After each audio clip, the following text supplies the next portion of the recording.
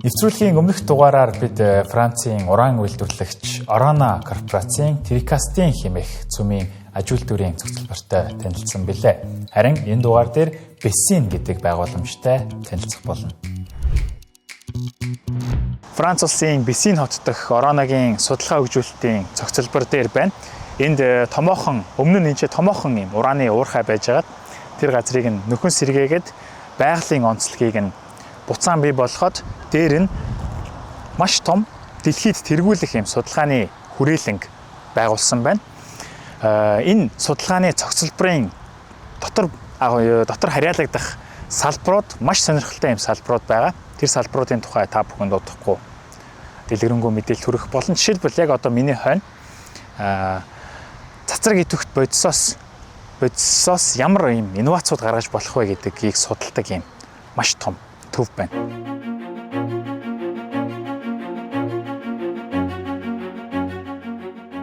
Google Maps дээр бас л блүртэй харагддаг энэ байгууламжид маш чухал үйл ажиллагаанууд явагддаг. Хяналт, архив, сургаалт, инновац, шин санааг хөгжүүлдэг орчин буюу нэгэсэндээ Oraногийн тарих гэж болох үз газар юм байна лээ. Симе гэдэг энэхүү алдартай инновацийн газарт нь бараг 40 гаруй лаборатори ялгаатай судалгаа хийдэг. За юу хийдэг вэ гэвэл жишээлбэл зөөвч аваа гэдэг орд дээр газрын доор уусган олборлох технологиор ажилладаг үйлдвэр барья гэвэл яг яах вэ? Ямар дизайнтай байх вэ гэдгийг нь энд боловсруулж симуляц хийж туршиж үздэгэ гэсэн үг. Тэгээд дараа нь бэлэн болсон бүтээгдэхүүнээ яг газар дээр нь очиж барина гэсэн үг. За өөр нэг жишээ энэ байгууламжийн хашаан дотор цахилгаан автомашины батарейг дахин боловсруулад стратегийн чухал металлууд болох литий, кобальт, никель, манган зэргийг 98%-аас дээш цэвэршилттэй эргүүлэн гаргаж авдаг үйлдвэр ажилт юм байна лээ. Мөн түнчлэн одоо нэг шинэ үйлдвэр баригдаж байгаа нь Orano Med гээд нэг охин компани хөгжүүлж буй цөмийн ангаах ухааны бүтээгдэхүүнтэй холбоотой. Цөмийн ангаах ухаан гэж юу вэ гэвэл энэ их сонирхолтой бас ирээдүйд хэрэгтэй маш чухал салбар. Энэ нь яадаг вэ гэвэл цацраг идэвхт изотопыг ашиглан хорт хавдрыг устгах цоо шин гайхалтай инновацийг хөгжүүлдэг. Буюу одоо цөм цацраг гэхээр бид нар шууд айж болгоомжлдог штеп. Гэтэл цөм болон цацрагийн эдгийгч буюу ангаагч бас тал байдаг байна. Тэгэхээр цацраг идэвхт изотопуудыг хорт хавдрыг ангаахад ашиглах боломжтой. Хорт хавдар бол 21-р зуунд одоо бидний өмнө тулгамдаад буй хамгийн том дайсан болоод байгаа. Энэ дайсны онилох бай улам залуучсаар байгаа ба хорт хавдраар нас барагчдын тоо жилээс жилд өссөөр байгаа.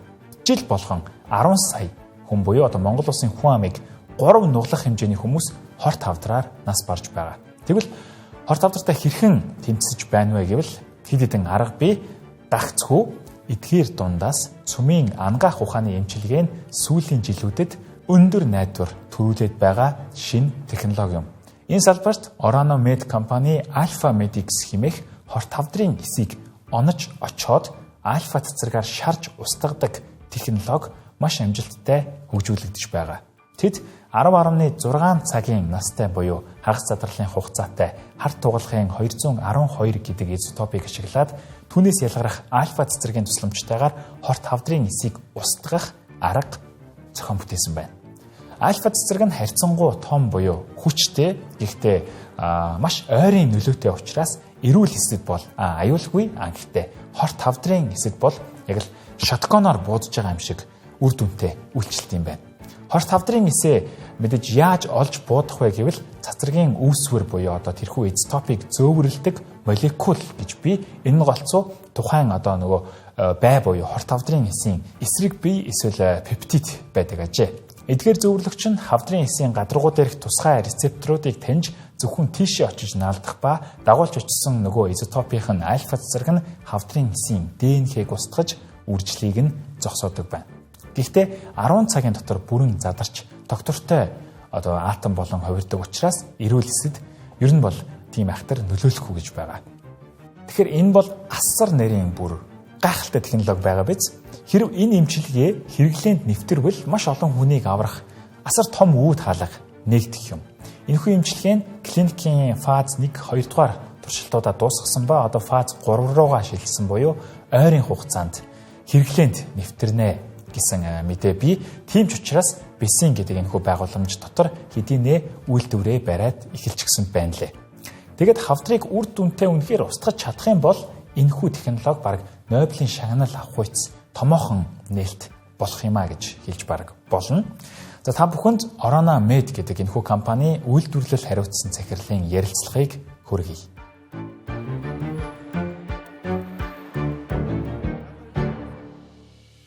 Alors, Alphamedic, c'est le médicament aujourd'hui dont la recherche est la plus avancée pour Orano Med. Les développements ont commencé maintenant il y a plusieurs années. Orano Med a déjà, avec un partenaire aux États-Unis, finalisé la phase 1 et la phase 2, c'est-à-dire des essais cliniques sur l'homme, qui ont démontré des résultats extrêmement prometteurs. Aujourd'hui, il y a plusieurs dizaines de patients qui ont pu être traités avec Alphamedix, avec une efficacité qui est bien meilleure qu'avec des traitements déjà existants sur le marché. Et c'est notamment pour ça que la FDA, donc l'agence de santé américaine, nous a donné le titre de Breakthrough Therapy Designation, qui nous rend extrêmement confiants sur le fait de pouvoir commercialiser à terme ce médicament. Donc la suite pour Alphamedix, ça va être de démarrer une phase 3 dès cette année, pour ensuite, on espère pouvoir commercialiser le médicament dans les années à venir. Et ce qu'on peut noter, c'est que l'année dernière, on a passé Orano Med, passé les accords avec Sanofi pour que Orano Med produise ce médicament. On est bien sûr à des brevets par rapport à son développement, et Sanofi sera en charge de la commercialisation du médicament. Donc on s'est associé avec Sanofi pour pouvoir le développer et le produire à travers le monde. За энэ супер технологиг тэр изотопыг юунаас гаргаж аваад байна вэ гэвэл уранаас бол биш. Торий гэдэг өөр элементээс гаргаж авдаг. Торийг юунаас гаргаж авсан бэ гэвэл газрын ховор элемент боловсруулж байхдаа францчууд дайвар бүтээгдэхүүн байдлаар баахан торий нүүдэлсэн байгаа юм. Дээр үйт. Ер нь бол хаягдал маягийн зүйл байсан гэсэн үг анхандаа. Гэхдээ хаяагүй харин цэвэршүүлээд ялгаад зүгээр хадгалаад байжсэн байгаа. 1934 оноос хойш. Тухайн үед торийг юунд ашиглаж болох вэ гэдэг учраа хараахан олоогүй байсан ба дараагийн үеийнхэн маань ашиглах байлгүйдээгээд хадгалаад байсан байгаа. Тэгэд нийт 22 мянган тонн буюу дэлхийн хамгийн их торын нөөцтэй улс бол одоогоор Франц болсон. Одоо харин тэрүүгээрээ Orano Med-ийн эмчилгээний бүтээгдэхүүнийг буюу нөгөө цацраг изотопыг үйлдвэрлэж байгаа. Эндээс бидний харж болох сургамж юу вэ гэвэл энэ бүхэн хаанаас эхэлсэн бэ гэвэл уул уурхаагаас эхэлсэн, дараа нь үйлдвэрлэл, тэгээ мэдээж бодлого, алсын хараа, инновацид өгөх ач холбогдол зэрэг үргэлжлээд ийм эдгээр нийлээд ийм гайхалтай одоо технологи буюу баялаг бий болсон байна. Тэгэхээр бид нар бас эндээс нэг бус зүйлийг харах ёстой байхаа гэж бодож байна. За үргэлжлүүлээ. Энэ Bessing гэдэг байгууламж нь өөрөө хуучин ураны уурхайн нөхөн сэргээсэн яг талбай дээр нь баригдсан тухай бид ярьсан да. Энэ байгууламж дотор Oraногийн хариуцдаг бүхий л одоо хяналтын бүсийн мониторингийг хийдэг хилтэс байрлалт юм байлээ. Газруудыг нөхөн сэргээдэг, байгальд нь буцаадаг, тэгээд бас байнгын мониторинг хяналтыг хийдэг юм хилтэс ажилтгаа гэсэн үг байнга. Тэгээд тэдэртэй хамт бид нэр өмнө нь одоо Францад 250 орчим уурхай байсан гэж ярьж байсан да. Тэгэхээр өмнө нь хуучин уурхай байсан хідэн газар дээр очиж үзсэн. Байдал ямар хөө байгааг өөрсдийн нүдээр харъя, мөн та бүхэнд харуулъя гэж.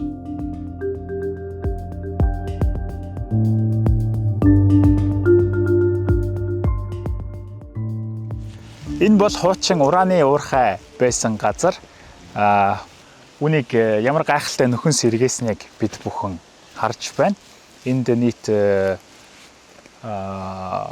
жилийн турш уран ил болон гүний уурхайн байдлаар олборлж ирсэн байна. Тэгээд нийт 4000 тонн орчим уран бол эндээс олборлж ирсэн байна. 1989 онд энэ газар ямар харагдаж байсныг та бүхэн энэ зураг дээрээс харж болно. Одоо ямар гайхалтай нөхөн сэргээгдсэн байгааг бас харж болж байна. За энд бас нэг сонирхолтой зураг харуулъя. Энд харагдаж байгаа нэг юм хүрэн хөрсийг харж байна уу? Энэ болохоор зэрэг эндээс уран олборлох явцдаа хөхрийн хүчлээр үйлчлээд гарсан тейлинг гэдэг яг тэр хөхрийн хүчлэлтэй өртсөн шороо нь байгаа. Тэгэхээр энийг бол энд ер нь бол булшилсан гэсэн үг. Энүүгээр тейлингээр булшилчаад араас нь энгийн ийм хөнгөн давхаргын шороогоор булаад ийм болгосон байх нэ. Тэгэхээр нөхөн сэргээлт гэдэг бол буцаагаад бас нөхөн сэргээлтийн хамгийн чухал зүйл нь буцаагаад хэвийн байгальд нь яг оруулах юм зорилготой байдаг. Тэгэхээр энэ хойно харагдаж байгаа талбайд бас биологийн олон янз байдал бүрэлдсэн байна. Мэлхий, одоо энгийн мэлхий, шар шувуу, өмнө нь бүр энд огт байгаагүй игэл шонхор хүртэл энд ирж суушсан байт юм байна. Тэгээд Orano Group-ийн яг пост майнингийн салбарын нь бол энийг байнгын мониторинг хяналт хийж яадаг.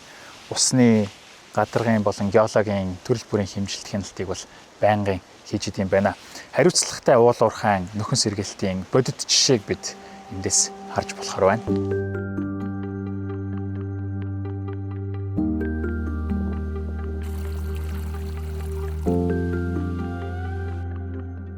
За энд бол хуучин ураны уурхай байсан гэдэгт бол итгэхээргүй юм байна. Мэдхгүй хүн ирээд бол энд үнэхээр ураны уурхай байсан гэж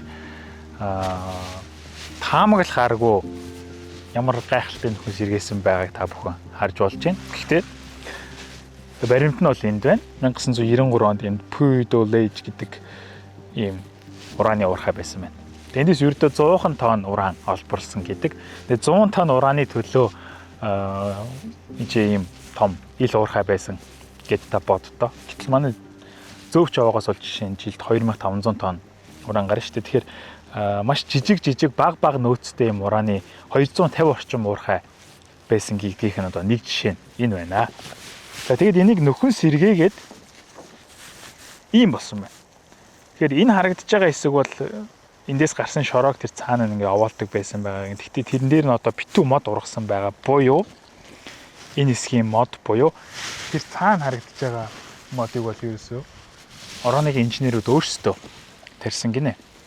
Тэгээ энэ нуурын одоо биологийн олон янз байдал бол өмнөх газраасаа илүү арвин гэдгийг бол билээхэн харж болохоор энэ дотор бол мэдээж загаснууд байгаа. За тэгээд энэ нуураас ундаалах амьтад бас байд юм байна. Зэрлэг гахаа энэ буг энэ аваар их байд юм байна. Энэ зурган дээрээс харж болохчлон ерөөсөө нэг 100 м хүрхгүй газрынхан цаана энэ ч юм тосхон байна. Тэгээ энэ бол энэ аваарыг битүү юм амьдрал буцалж байгаа. Үхэр хонь малууд нь ч гэсэн хурж ирээд энэ уснаас ууж болдог. Бид нар ч гэсэн хэрэг хүсэх юм бол энэ усыг нь ер нь буцалхай цай чанж уух ямар ч асуудалгүй. Энд байх жишээлбэл ураны агуулмж нь ер нь бол байгалийн агуулмжаас 4 дахин бага буюу угаасаа ураныг гаргаад авсан учраас уран байхгүй. За тэгээд энэ газар ер нь бол Ороныгийн өмч хിവэр учраас энд хажууханд ажиллах бисийн хэмээх байгууламжид ажиллах Ороныгийн ажилчид бол энд ирээд бас загасчлдгийн байна чөлөө цагаараа. И харангууд энийг бол үнэхээр нөхөн сэргээлт бол гайхалтай хийгдэжээ.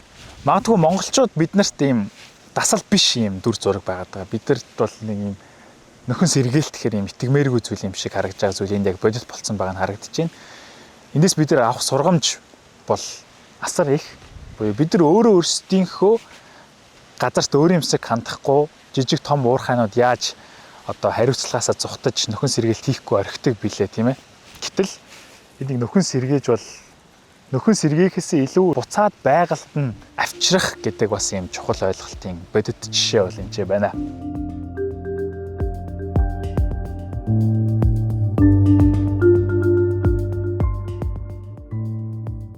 Гэхдээ эдгээр уурхайнууд харж байгаачлан уламжлалт аргаар ухаж олборлох буюу ил болон одоо гүний уурхайнууд байсан байна. 1950-аас 1970 оны үеийн тухай бид ярьж байна. Гэтэл 1990 оноос Казахстанаас эхлээд ISR буюу одоо газрын доор уусган олборлох шинэ илүү үр дүнтэй байгаль орчинд илүү ээлтэй технологи өргөн ашиглагдаж улам хөгжсөн.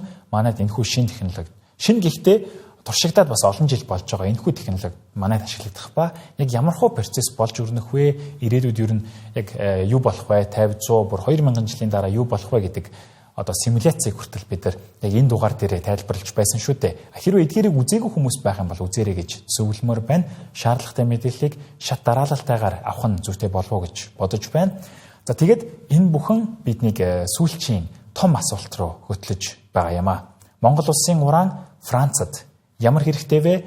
Ер нь дэлхийн ураны зах зээл ямар байгаа? Цаашид ямар төлөвтэй байх тухай Orano корпорацийн ураны стратегийн маркетинг хариуцсан дэд ерөнхийлөгчийн ярилцлагыг хүргэж байна. It's a cornerstone of our mining strategy. So the investment will be quite big for our company, and we are anticipating a global production of 2,500 tons per year for 30 years, and this is one of the 10 largest deposits in the world. For us, it's very important. So the global demand of uranium is growing now, and if we are looking to the projection of the IEA, we are expecting a doubling of the installed nuclear capacity by 2050. So what does it mean for the front-end business? It means a doubling for uranium conversion and enrichment. What we can see now that all the indicators are more or less doubling since 3 years, so which is a very good, I would say, sign. And of course, this is due to for the need of decarbonization, and also for the sovereignty of energy, and also for the stability of the price of the electricity. You have two things. The first thing is you have the overall increase of the global demand, which is increasing the demand, and on top of that you have the geopolitical shift since February 2022 with the invasion of Ukraine by Russia. Mainly, I would say, Western utilities want to decrease their supply from Russia. So the conversion market so far is a bit tight. Because we have big players in the Western world, in the OECD world, like Cameco in Canada, Converdyne in the US, and Orano in France. But we have there are new projects in the UK from Westinghouse, and we think that the market should be balanced in the coming years, in the middle of the next decades. Regarding to enrichment, it's more or less, at the beginning, it's more or less the same pictures, but a big producer in the OECD countries like Urenco and Orano decided to the expansion of new capacities. It was very quick. For example, in Orano, we decided to invest in a new expansion only 1 year after the war in Ukraine. It was a decision of 1.7 billion of euros. So it was a very big investment decision we took very quickly. And with that, we will increase our capacity of 40%, and the ramp up we start in 2028 with a full ramp up in 2040. This is not enough to fulfill the gap from the Russian supply phase out, and so we are thinking also to new expansion as well. There is a very big need for new supply, and just to give you an order of magnitude, we are anticipating a need of $100 billion investment by 2050 in uranium conversion enrichment, just to fulfill the gap. So things are moving a lot, and in that, the position of Orano is to invest, of course. So for concerning the uranium, so far we are a nominal capacity production of 6,800 tons of uranium, and we are very pleased to have the agreement signed with your country at the beginning of the year, and for us it will be an investment of $1.6 billion on the lifetimes of the projects. So it's very important for us and the very key milestones of our mining strategy.